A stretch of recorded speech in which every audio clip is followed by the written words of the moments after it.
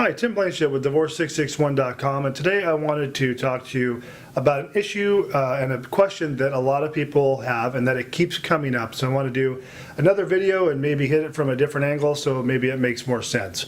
This is the question is, when does the divorce process actually start?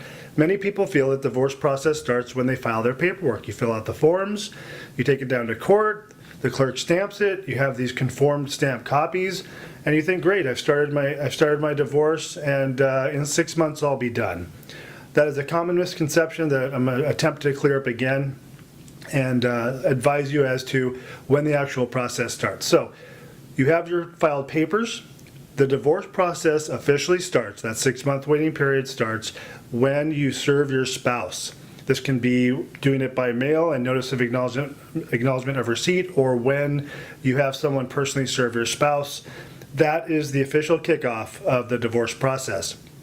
Now, there are several things that hinge off of that service date, that 6-month window, or that start date when your spouse is served.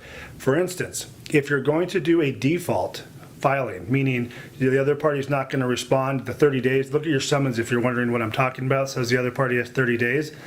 That 30 days is after your spouse is served. So it's not after the date you file, it's after your spouse is served. So you cannot file the default until your spouse is served.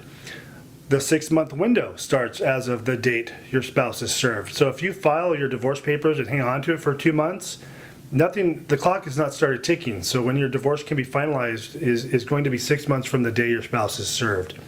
So keep that in mind, that everything hinges off that date of service, that notice of filing that you serve on your spouse. That's when everything kicks off. You can't file a default. Your 6-month window doesn't start ticking. So I want you to be aware of that. Keep in mind, though, that if you don't if you don't serve your papers, and this is kind of something that started this year, the middle of this year of 2013, once you file, you're going to want to serve your spouse within 60 days, or you can anticipate the court setting a hearing. You're going to receive a notice in the mail that says, hey, you filed for divorce, you haven't served your spouse, you need to do so by this date, or we're going to dismiss the case. So I just wanted to throw that in as a added bonus to this video. Again, this is Tim Blankenship with Divorce661.com. You can reach us direct at 661-281-0266, or more on our website at Divorce661.com. Thanks for watching.